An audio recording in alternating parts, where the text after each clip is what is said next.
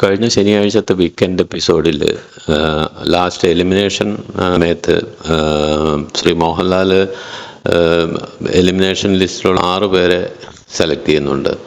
Aneesh, Binny, O'Neill, Sarath, പേര് Noora and Abhilash. ഇവർ പുറത്ത് ഗാർഡൻ ഏരിയയിൽ ചെന്നിട്ട് ബിഗ് ബോസ് പറയുകയാണ് ഇവരോട് ഒരു പുലികളി വേഷം എടുത്തിടാൻ പറയുന്നുണ്ട്. മാസ്ക് ധരിച്ചിട്ട് ഇവരുടെ അടുത്ത് പുലികളി ചെയ്യാനായിട്ട് പറയുന്നു, പുലിക്കളി. എന്നിട്ട് മ്യൂസിക്കും ഇട്ട് കൊടുക്കുന്നുണ്ട്.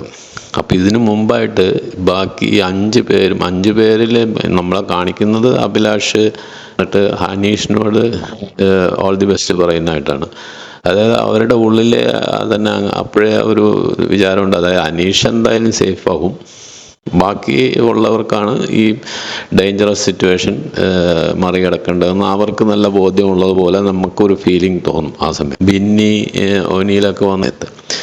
അതുപോലെ തന്നെ ആ പുലികളി തുടങ്ങിയതിന് ശേഷവും വേട്ടക്കാരൻ ഡോക്കുമായിട്ട് വന്നിട്ട് സെലക്ട് ചെയ്യുന്നത് ഈ 6 പേരിലെ വീക്കസ്റ്റ് ആയിട്ടുള്ള 3 പേരെയാണ്. അതായത് ആദ്യം ബിന്നിയെ സെലക്ട് ചെയ്യുന്നു, അത് കഴിഞ്ഞ് ഒനീലിനെ സെലക്ട് ചെയ്യുന്നു, അത് കഴിഞ്ഞിട്ടാണ് ശരത്തിനെ സെലക്ട് ചെയ്യുന്നത്. അപ്പോൾ അതിൽ തന്നെ ആ ഓർഡർ നമുക്ക് വ്യക്തമാണ്.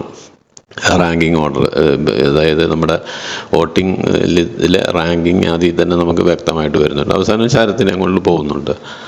അപ്പോൾ ഇത് എത്ര പേര് ശ്രദ്ധിച്ചു എന്നറിയില്ല. ഞാൻ ഇപ്പം ഇതിൽ എനിക്ക് സ്ട്രൈക്ക് ചെയ്തൊരു കാര്യം, ഈ ബാക്കി എല്ലാവരും വന്നിട്ട് അനീഷിനോടാണ് ഓൾ ദി ബെസ്റ്റ് പറയുന്നത്.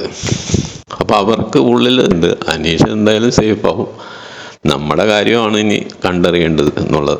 ആ ഒരു ഫീൽ എത്ര പേർക്ക് തോന്നിയെന്ന് എനിക്ക് അറിയില്ല, പക്ഷെ എനിക്കത് തോന്നി.